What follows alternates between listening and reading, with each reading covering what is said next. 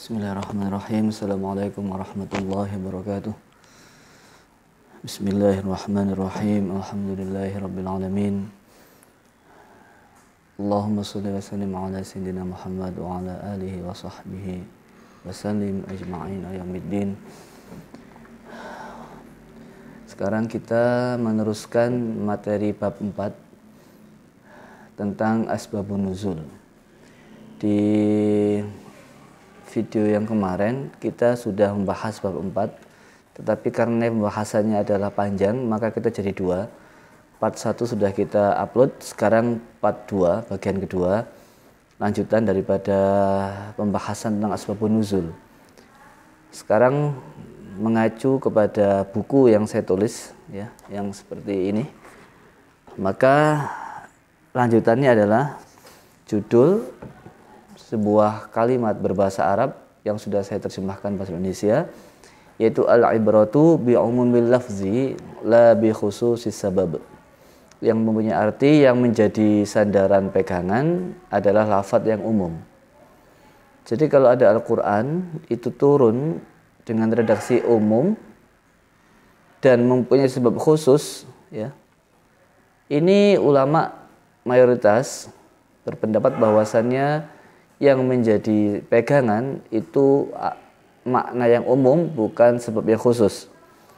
Contohnya misalkan Allah berfirman, A'udzubillahi minasyaitonirrajim, Bismillahirrahmanirrahim, wa yas'alunaka 'anil mahid, qul huwa adza fa'tazilun nisaa fil mahid wala taqrabuhunna hatta yatahurun ila akhirih.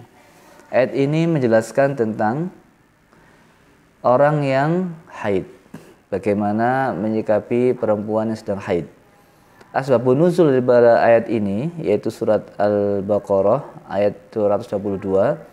Ini Sayyidina Anas, beliau berkata, jadi orang Yahudi itu ketika istrinya haid, istrinya ini dikeluarkan dari rumah, dikucilkan, tidak diajak makan, tidak diajak minum, tidak boleh bersama-sama dengan mereka.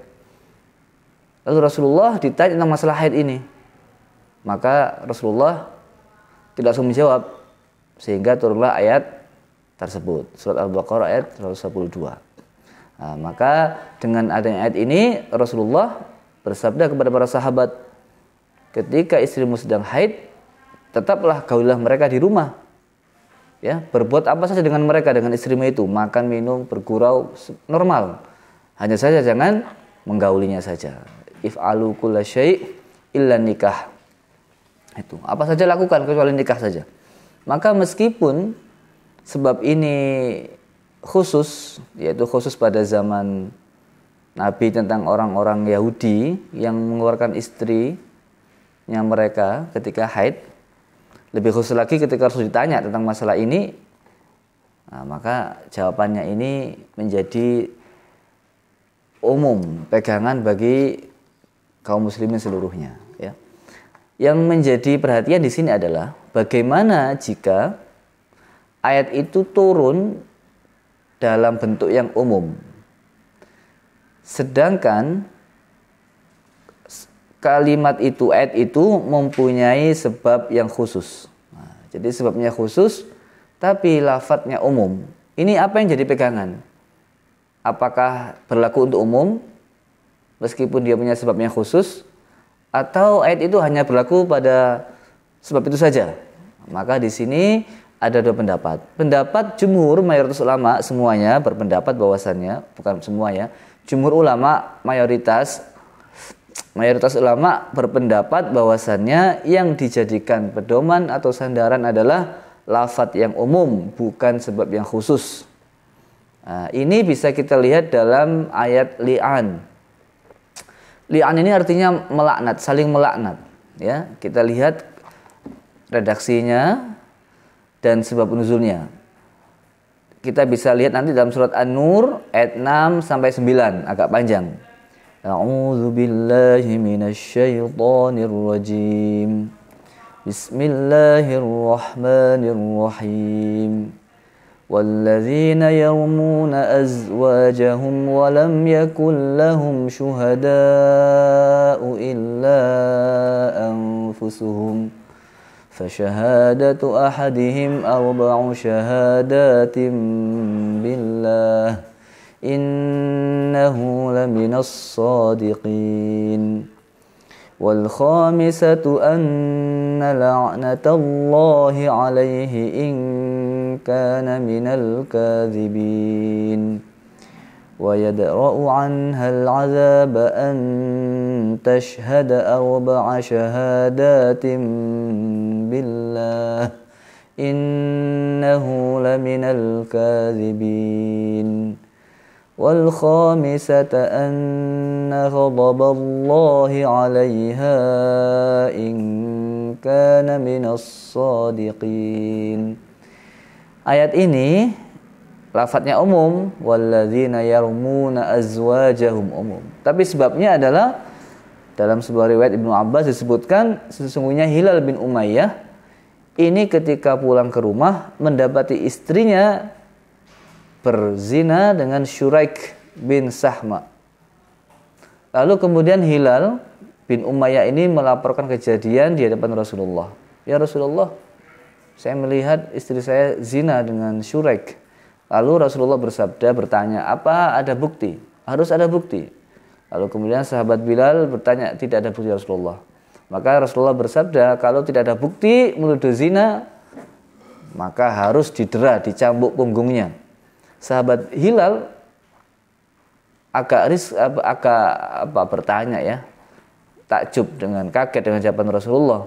Ya Rasulullah, masa ketika seorang suami melihat istrinya di rumah sendirian, lalu ada laki-laki datang di dalam rumah, lalu apa, harus mencari bukti kalau itu berzina?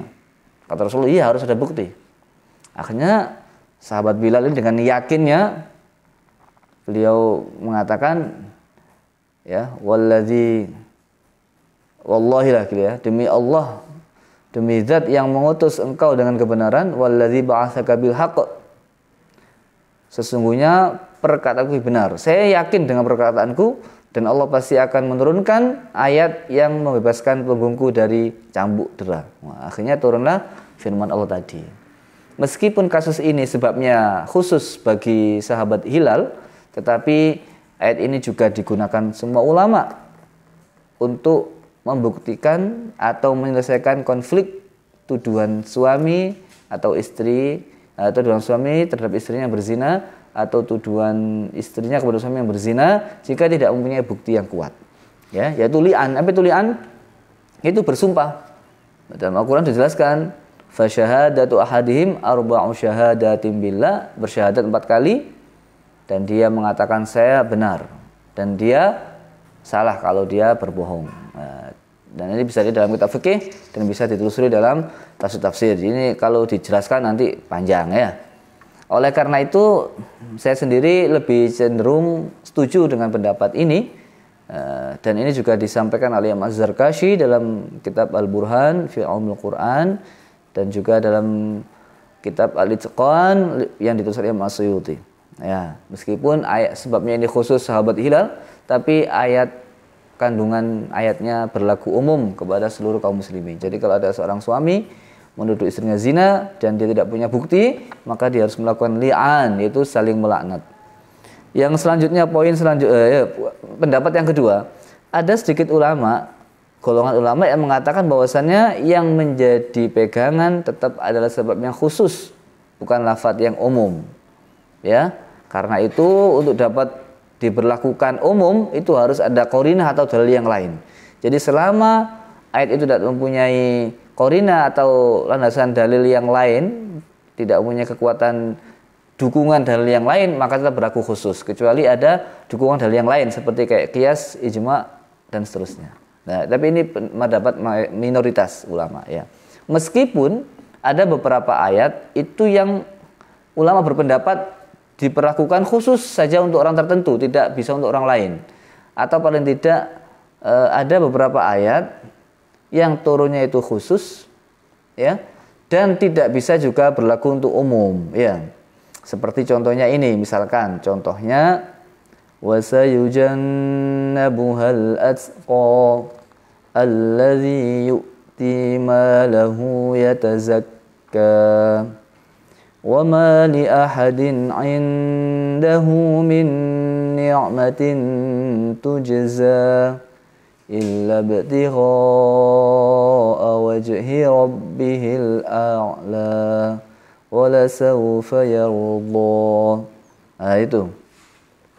Ayat ini kan umum ya, neraka itu akan dijauhkan oleh Allah dari orang yang bertakwa, al-atqa. Nah, atqa ini orang bertakwa, yang memberikan hartanya dan dia ini sudah membersihkan dirinya. Ayat ini diturunkan, yang dimaksud dengan al-atqa di sini adalah Abu Bakar. Dan ulama, mayoritas ulama berpendapat bahwasanya al-atqa di sini Abu Bakar, khusus Abu Bakar saja yang dimaksud ini al-atqa. Ya, meskipun orang bertakwa itu juga dijauhkan Allah dari api neraka. Tapi yang dimaksud dengan al-atqa di sini Abu Bakar. Ini sesuai dengan pendapat Imam Al-Wahidi. Ya, menurut disandarkan oleh riwayat bahwasanya Urwah, ya, menurut Urwah Abu Bakar telah memerdekakan 7 orang budak yang disiksa karena bela agama Allah, yaitu Bilal, Amir bin Fuhairah, Nahdiyah dan anak perempuannya Ummu Isa dan budak perempuan Bani Mu'ail. Nah, oleh karena itulah turun ayat tersebut, ya. Karena di sini adalah di sini ada al lil ahdi dzihni, al ta'rif yang lil ahdi dzihni dengan berbagai macam korina, maka al-atqa di sini khusus untuk Abu Bakar saja. Tapi ya ulama ikhtilaf, ya. Gitu. Terus kemudian sekarang kita melanjutkan materi tentang turunnya ayat lebih dahulu daripada hukumnya. Jadi itu ayat turun baru hukumnya. Apakah begitu maksudnya?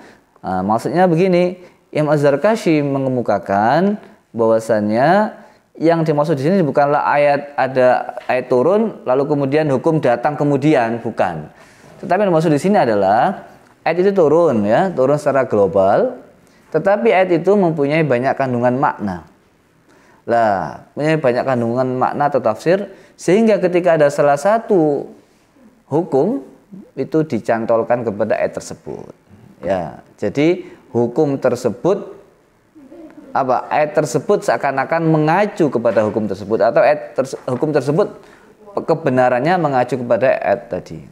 Contohnya misalkan firman Allah, qad aflaha man tazakka. Ini contoh ya, pendapat saja, pendapat. Beruntunglah orang yang mensucikan dirinya. Ayat ini yang dimaksud dengan tazakka di sini itu bukan orang yang mensucikan dirinya, tetapi ini surat Al-A'la ayat 14, nanti bisa ditelusuri. Tazakka artinya apa? Orang yang membersihkan dirinya, tazkiyatun nafs.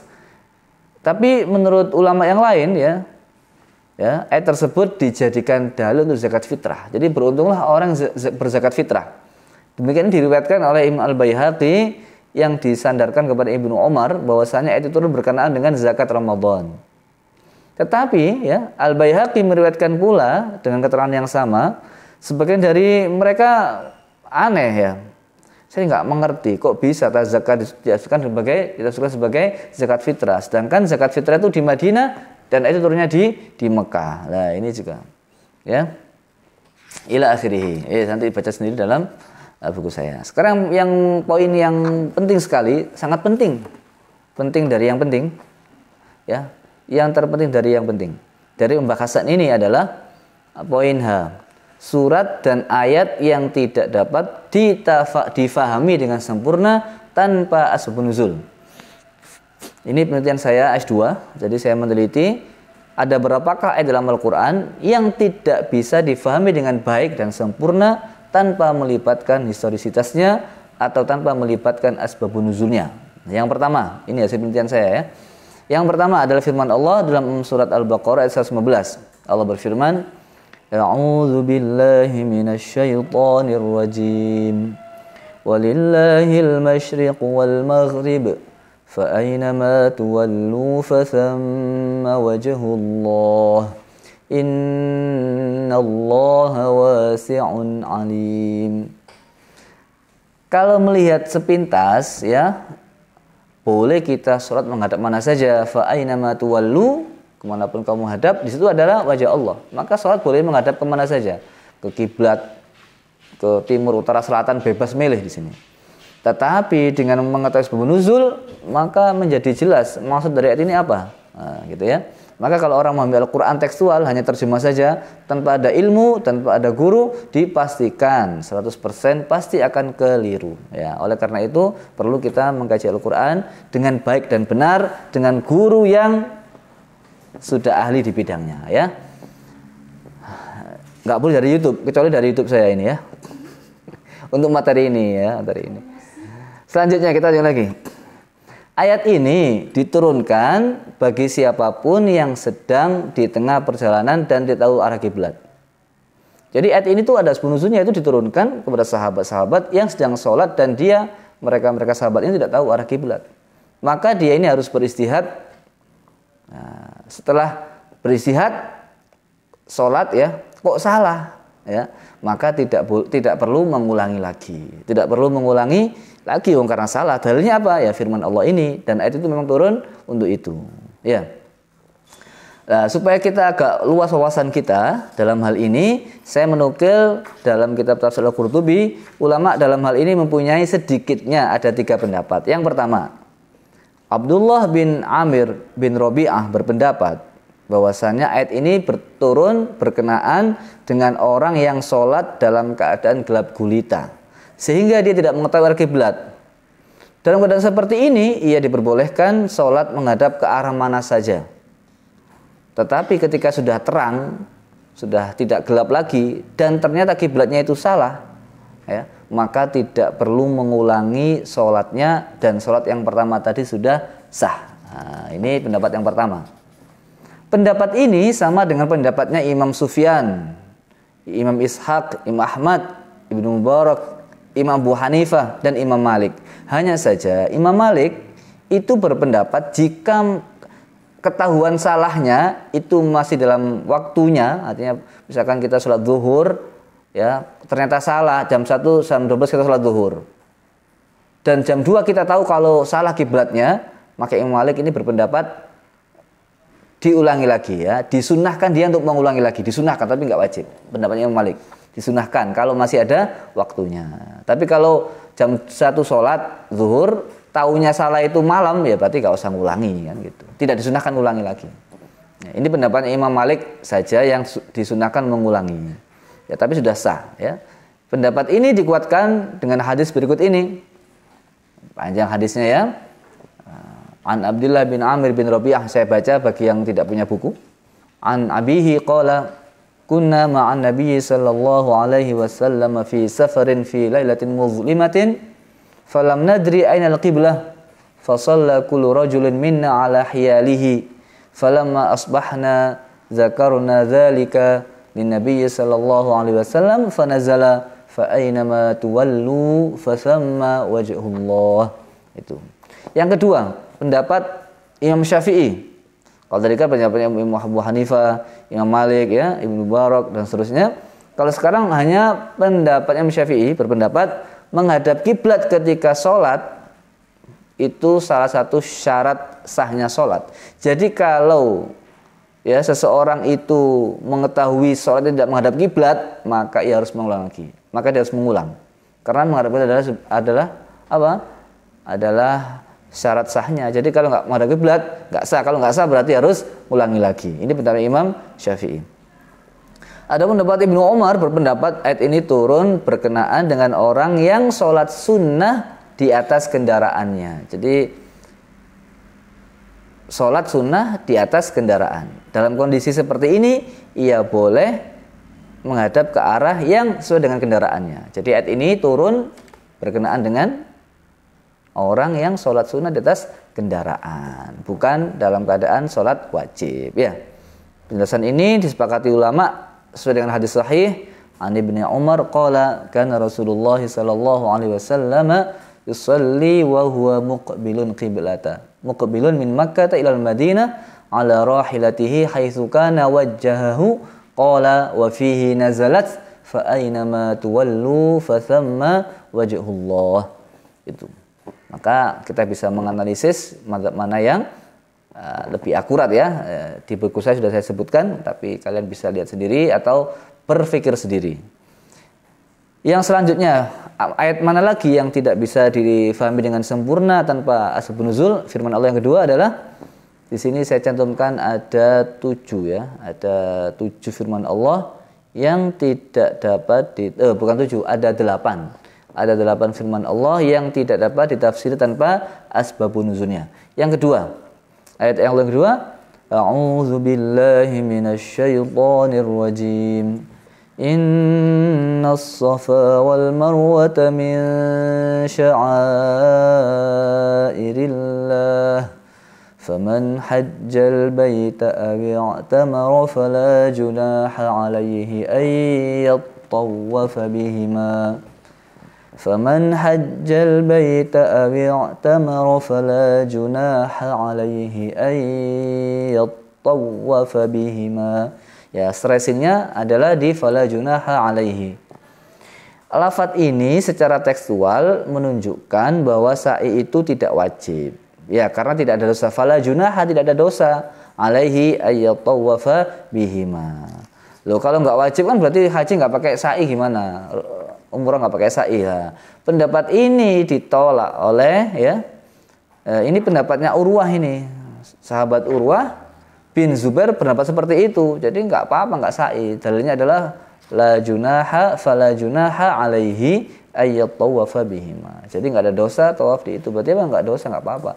Tetapi pemahaman Urwah bin Zubair ini ditolak atau dibantah oleh Sayyidah Aisyah, yang mana Sayyidah Aisyah menguatkan pendapatnya dengan asbabun nuzul ayat tersebut. Ayat tersebut gimana asbabun nuzulnya? Ayat tersebut asbabun nuzulnya adalah ketika itu orang-orang muslim sebelum mereka masuk Islam, ketika mereka masih jahiliyah, mereka ini sudah sa'i. Sa'i di situ adalah tradisi jahiliyah juga. Dan di Bukit Sofa itu ada perempuan, ada berhala yang namanya Isaf. Dan di Marwah ada berhala namanya Nailah. Jadi orang itu juga menyembah berhala. Jadi di Bukit Sofa ada Isaf, berhala Isaf, di Marwah ada berhala Nailah. Ya. Maka dari itu kamu fala junah itu artinya bukan nggak ada dosa, tapi tidak ada Tidak ada nggak apa-apa gitu bahasa Indonesianya. Kalau di sini saya terjemahkan apa ini? Maka tidak ada dosa baginya tawaf. Jadi nggak apa-apa nggak tawaf di situ, jangan merasa risih gitu. Ya, pemahaman Urwah ini dibantah oleh Sayyidah Aisyah bahwasanya yang dimaksud fala junaha alaihi atau itu bukan berarti nggak apa-apa nggak tawaf, tapi nggak apa-apa tidak sa'i, tapi jangan merasa risih ketika engkau sa'i di Bukit Sofa dan Marwah. Nah, ini Sayyidah Aisyah menyebutkan bahwa Urwah bertanya kepadanya, bagaimana pendapatmu tentang firman Allah innas safa ila akhirih? Nah, kemudian dijawab seperti itu. Kemudian Sayyidah Aisyah ketika ditanya itu perkataannya begini, alangkah buruknya pendapatmu itu wahai anak saudaraku. Sekiranya maksud ayat itu seperti yang kau takwilkan, mestinya itu berbunyi fala junaha alaihi alla yatawwafa bihima, alla yatatawwafa bihima. Jadi kalau pemahaman Urwah itu betul, redaksinya nggak begitu, tapi redaksinya adalah fala junaha alaihi alla yatatawwafa bihima. Tapi karena redaksinya adalah fala junaha alaihi ayyatawafa, maka maksud dari artinya itu adalah tidak apa-apa tawaf sa'i dan sa'i antara Safa dan Marwah ya. Itu.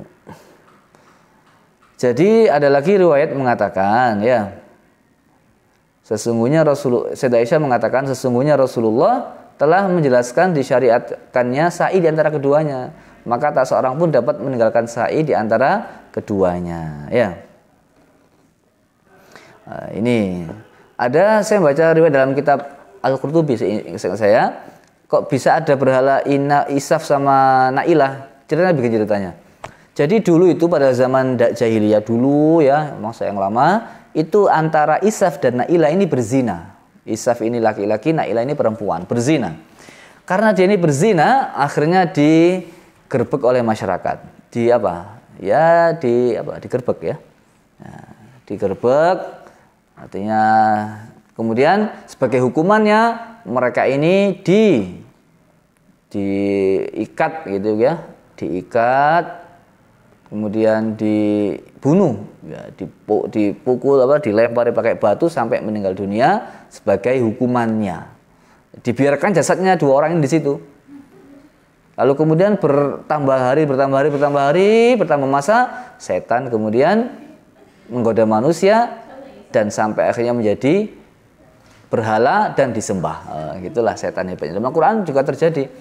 Dalam Al-Quran kan ada namanya berhala. Wa qalu la tadharunna waddaw wa la suwa'aw wa la yaghutsa wa ya'uqa wa nasra. Itu surat 9 ya. Wa qalu la apa itu? Sebentar, itu adalah nama orang. Juz 9 itu apa ini? Coba saya cari ya. Wa qalu la suwa'a. Jadi suwa'a ini juga nama-nama berhala. Dulunya orang soleh, lalu kemudian dikultuskan sehingga menjadi berhala. Oh ini. Wa qalu la tadharunna alihatakum wa la tadharunna wadda wa la tadharunna wadda wa la suwa'a wa la yaghutsa wa ya'uqa wa nasra. Ini semuanya berhala ini. Wadda, suwa'a, yaghutsa, ya'uqa, nasra, nama berhala. Dulunya orang soleh dikutuskan menjadi berhala ya. Itulah setan pinternya. Nah, dari ayat tersebut Imam Al-Alusi mengatakan dalam tafsirnya, para ulama sepakat ayat ini menunjukkan disyariatkannya sa'i. Tetapi mereka ulama berbeda pendapat. Hukumnya sa'i itu apa? Sunnah, wajib, rukun. Nah, salah satu riwayat dari Imam Ahmad, ini saya sebutkan supaya agak sedikit cerdas ya, supaya tahu. Sementara ini kan kita sa'i itu wajib atau harus ya. Ternyata ulama nggak satu kata dalam hal ini. Imam Ahmad menyebutkan bahwa ayat ini menunjukkan tentang disunnahkannya sa'i. Qarinahnya apa dalilnya? Wala junaha. La junah ini kan tidak dosa, berarti itu sunnah gitu, mubah atau jawaz ya. Tetapi ya, ini menunjukkan mubah. Jadi kalimat la junaha enggak berdosa, dia sa'i itu artinya sunnah, jawaz atau mubah. Tetapi ada qarinah min sya'airillah, dari syiar Allah, maka menjadikan sa'i itu adalah sunnah. Pendapat ini sama dengan pendapat Ibnu Abbas, Sayyidina Anas dan Ibnu Zubair. Pendapat yang kedua Imam Syafi'i, Imam Malik itu berpendapat, dan salah satu riwayat Imam Ahmad punya 2 riwayat, yang satu adalah sunnah, yang kedua adalah rukun haji. Dalilnya apa? Firman Allah, hadis Rasulullah, is'au fa innallaha kataba alaikumus sa'ya. Ini menunjukkan kalau sa'i itu adalah rukun, dikuatkan oleh hadis tersebut. Adapun Imam Hanafi berpendapat bahwa hukum sa'i adalah wajib. Ya, bukan rukun dan bukan sunnah tapi wajib. Siapapun yang meninggalkannya wajib dia membayar denda. Menurut beliau tidak ada dalil yang qat'i yang menjelaskan hukumnya sa'i adalah rukun. Pendapat ini dikuatkan dengan sebuah hadis berikut ini. Man shalla ma'ana hadhihi sholata fi hadzal makani wa waqafa ma'ana hadzal mauqif hatta yafidha. Ini jawabnya, man afadha qabla dzalika min arafatin laila au nahara. Jawabnya faqad tamma maka sempurna hajjuhu wa qada tafathahu ya. Man shalla ma'ana, sekali lagi, man shalla ma'ana hadhihi salata fi hadzal makan wa waqafa ma'ana hadzal mauqif hatta yafidha afadha qabla dzalika min arafatin lailan au naharan faqad tamma hajjuhu wa qada tafathahu. Sempurna hajinya. Di situ Rasul enggak menyebutkan sa'i. Nah, jadi hanya wajib saja. Nah, ini hadisnya betul. Hadis tersebut tidak mencatat hukum sa'i, ini menunjukkan hukum sa'i tidak fardu. Tapi ada riwayat yang menyebutkan bahwa Nabi melakukan ibadah sa'i, maka menjadi wajib. Ya. Ila akhirih. Itu. Sekarang yang ketiga, firman Allah yang ketiga. Ini sudah hampir setengah jam ya. Kita agak singkat-singkat sedikit, agak terakhir ini. Tapi ini kan harus penting, harus tahu. Mahasiswa tafsir ini harus tahu ayat Al-Qur'an yang tidak bisa tafsir tanpa asbabun nuzulnya, ya. Yang ketiga firman Allah. Ini banyak yang salah ini, terutama para dai-dai, para penceramah-penceramah yang tidak kuliah dulu ya. Ini biasanya sering salah menukil firman Allah. Perhatikan surat Al-Baqarah ayat 195. A'udzu billahi minasy syaithanir rajim. Wa anfiqu fi sabilillahi wa la tulqu bi aydikum ila tahlukati wa ahsinu Innallaha yuhibbul muhsinin. Kalimat itu sepintas tidak diperbolehkan seorang membinasakan diri sendiri, ya kan? Wala tulqu bi aydikum ila tahlukah. Tetapi ya, kalau kita melihat asbab nuzulnya tahluka di situ bukan bermakna membinasakan diri. Nah, kita lihat dalam kitab Asbabun Nuzul lil Wahidi, Imam Wahidi, beliau menyebutkan riwayat bahwasanya Hakam bin Imran ketika melihat kaum muslimin bersiap-siap berperang dengan kaum Romawi ya, yang besar, yang banyak, tiba-tiba ada orang yang nekat menerjang barisan pasukan Romawi sendirian. Melihat kejadian ini, sebagian kaum muslimin berteriak, Subhanallah, yulqi biyadaihi ila tahluka. Dia menjerumuskan dirinya dalam kebinasaan. Lalu kaum muslim mendengar ini, Abu Ayyub Al-Ansari berkata, kalian ini keliru kalimat tersebut. Tahluka ini tidak artinya binasa mati di sini. Kalian salah dalam menempatkan firman Allah seperti ini. Ya. Ini nggak begitu turunnya. Kalau kalian tahu turunnya, kalian nggak akan menggunakan kalimat firman Allah ini untuk melihat kasus orang yang tadi. Gimana? Abu Ayyub Al-Ansari menjelaskan bahwasannya ayat ini turun ketika itu kaum ya Ansor bisik-bisik ya, bisik-bisik, wah kita ini uang kita ini sudah habis ya, karena kita pakai untuk berperang, kita sumbang untuk berperang. Dan oleh karena itu sekarang ini uang itu kita simpan saja, tidak usah diinfakkan untuk berperang, karena kaum muslimin sudah jaya, sudah punya banyak uang, sudah banyak saldo, sudah punya banyak kas ya, sehingga kita nggak perlu lagi untuk nyumbang kan gitu. Lalu perkataan sahabat-sahabat ini ya, sahabat-sahabat ini didengar oleh Allah, lalu turunlah firman Allah ini ya. Jadi dengan tahluka di sini bukan bermakna kebinasaan fisik, tapi kebinasaan, dan ini hubungannya dengan al-bukhlu, itu bakhil. Jadi tahluka itu maknanya bakhil. Maka orang yang bakhil itu pasti akan binasa ya. Binasa dirinya, harga dirinya, dan binasa hartanya. Itu ya. Panjang, nanti kalau saya jelaskan nanti ceramah agama. Yang keempat, firman Allah dalam Al-Quran surat Ali Imran ayat 88. Allah berfirman, A'udzu billahi minasyaitonir rajim. La tahsabanna allazina yafrahuna bima ataw wa yuhibbuna an yuhmadu bima lam yaf'alu. فلا تحسبنهم بمفازة من العذاب ولهم عذاب أليم. Nah, ayat ini ketika diturunkan, Marwan bin Hakam merasa kesulitan memahami ayat tersebut, sehingga Marwan bin Hakam mengutus sahabat Rafi' untuk mendatangi Ibnu Abbas radhiyallahu anhu bertanya maksud ayat itu. Karena Marwan bin Hakam bertanya, masa orang itu kalau senang dipuji atas perbuatan yang tidak dilakukannya, masa dia dapat azab? Gitu ya.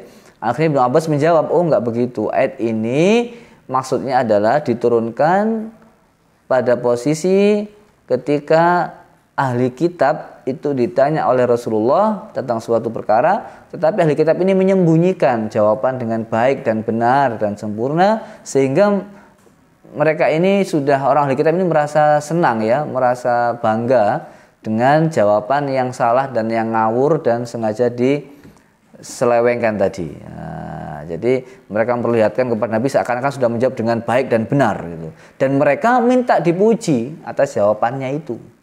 Wis jawabnya ngawur, minta dipuji. Sama dengan mahasiswa kasih soal, jawabnya salah, minta nilai A. Ini bingung ini. Nah, hati-hati masuk ini ya. Itu ya. Tapi kalau dosennya ridho ya, dikasih tugas yang lain ya apa-apa. Nah, jadi akhirnya turun firman Allah ini. Mereka minta pujian atas jawaban yang salah, atas jawaban yang menyesatkan. Turunlah ayat tersebut ya.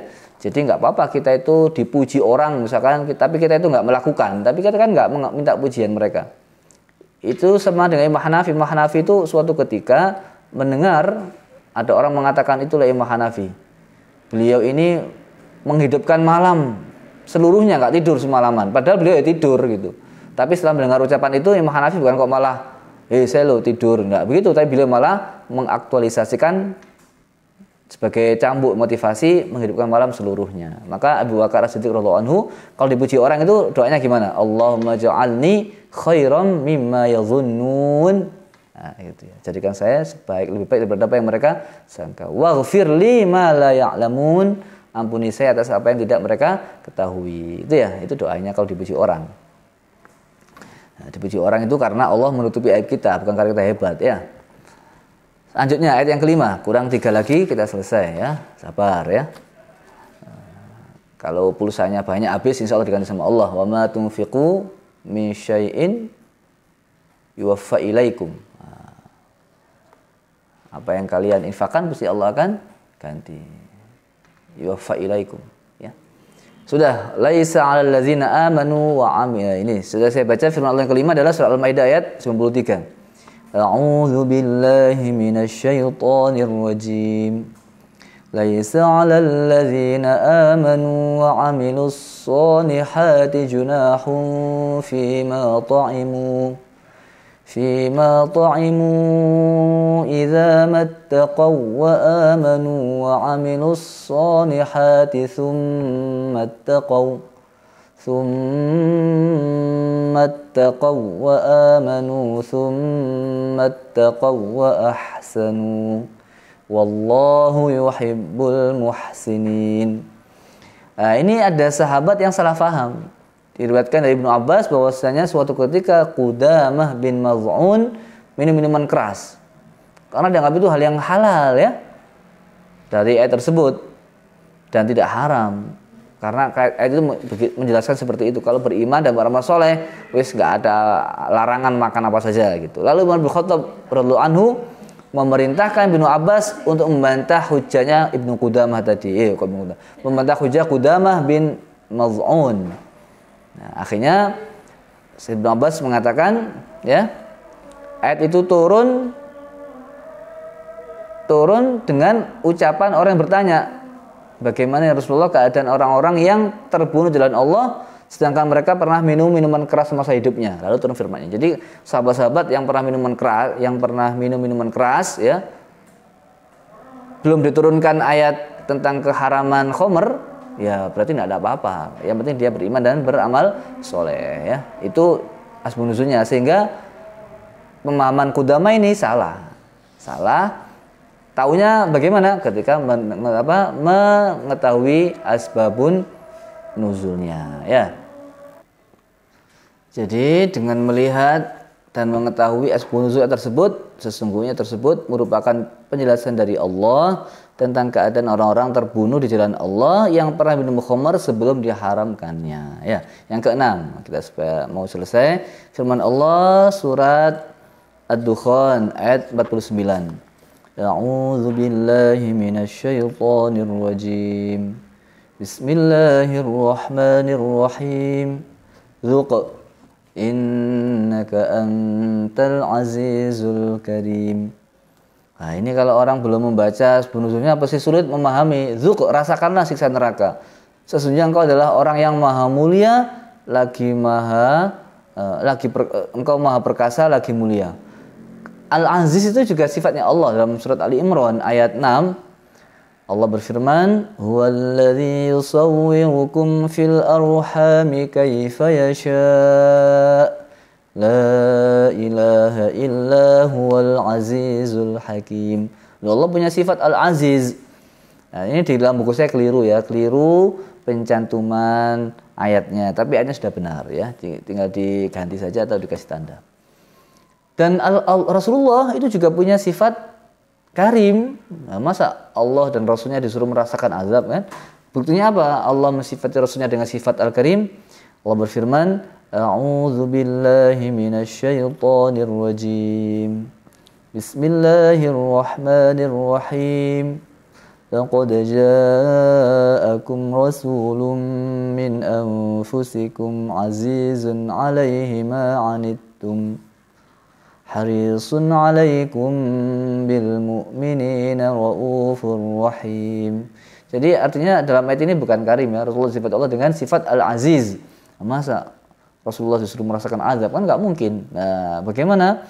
Nah, ternyata dengan mengetahui asbab nuzulnya akan terungkap kebenaran dan pemahaman yang benar tentang ayat tersebut. Diriwayatkan oleh Ikrimah bahwa suatu ketika Abu Jahal bertemu dengan Rasulullah. Lalu ia berkata kepada Nabi, "Wahai Muhammad, sesungguhnya engkau tahu aku adalah penguasa penduduk Batok dan aku adalah orang yang perkasa dan bijaksana." Jadi Abu Jahal itu mengakui kalau dia itu Azizun Karim. Nah, ya. Kemudian Allah merendahkan kedudukannya dengan terbunuhnya pada waktu perang Badar. Dan kalimatnya Azizun Karim itu adalah ucapan dia sendiri. Nah, lalu Zuk kan kamu, innaka engkau. Meskipun kamu ngaku orang yang perkasa mulia, kenyataannya kamu merasakan seempati dari sisi Allah. Imam Zarkashi dalam tafsirnya mengatakan bahwasannya Allah Subhanahu wa taala menggunakan redaksi lafaz seperti di atas dengan tujuan menghinakan Abu Jahal karena kesombongannya dan pengakuannya sebagai orang yang perkasa lagi mulia. Imam Baydawi, Imam Az-Zarkashi sama dengan Imam Baydawi, saya dengan Imam Az-Zarkashi. Yang ketujuh, kurang satu lagi, kurang dua. Firman Allah surat At-Taghabun ayat 14. A'udzu billahi minasy syaithanir rajim. Ya ayyuhalladzina amanu inna min azwajikum wa auladikum aduwwan lakum fahdharuhum wa in ta'fu wa tasfahu wa taghfiru fa innallaha ghafurur rahim. Ayat di atas ya itu menunjukkan bahwasanya anak dan istri itu bisa menjadi musuh. Masa anak istri itu musuh kita? Nah, dengan mengetahui firman apa asbab nuzulnya, kita akan memahami dengan baik bahwasanya ayat ini turun ketika salah seorang kaum muhajirin yang mau hijrah ke Madinah dihalangi oleh istrinya. Maka turun ini, sesungguhnya anak istrimu itu bisa menjadi musuh. Hati-hati. Nah, lalu kemudian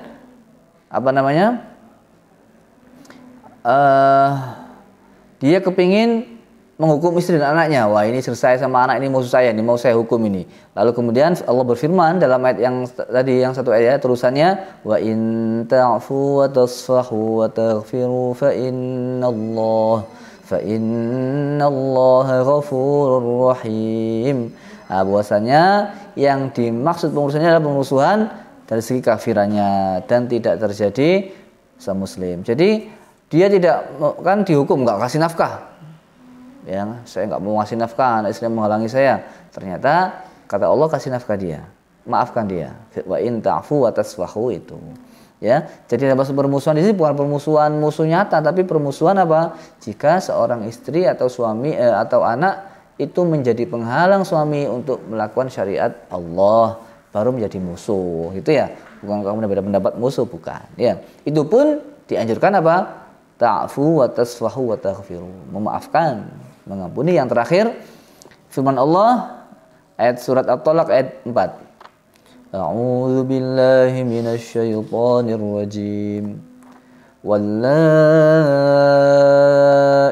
ya'isna minal mahidhi min nisaikum in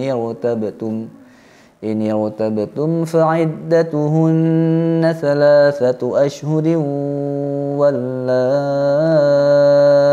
lam yahidun.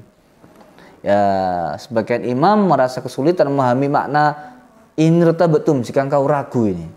Maka sehingga sebagian kelompok ya fikih, yaitu kelompok Zahiriyah, berpendapat perempuan itu kalau sudah tidak haid tidak punya iddah. Jika dia tidak ragu. Loh, ini kan gimana pemahamannya? Kesulitan memahami makna tersebut ini dihilangkan dengan mengetahui sababun nuzul ayat.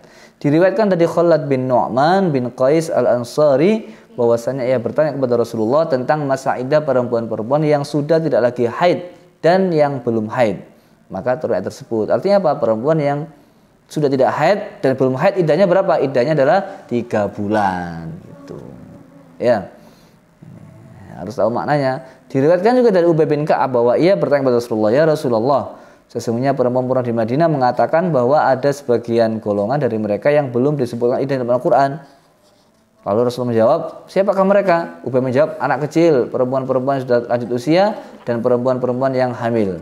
Maka turut tersebut. Oh enggak, mereka juga punya iddah. Ya, itu asbabun nuzulnya.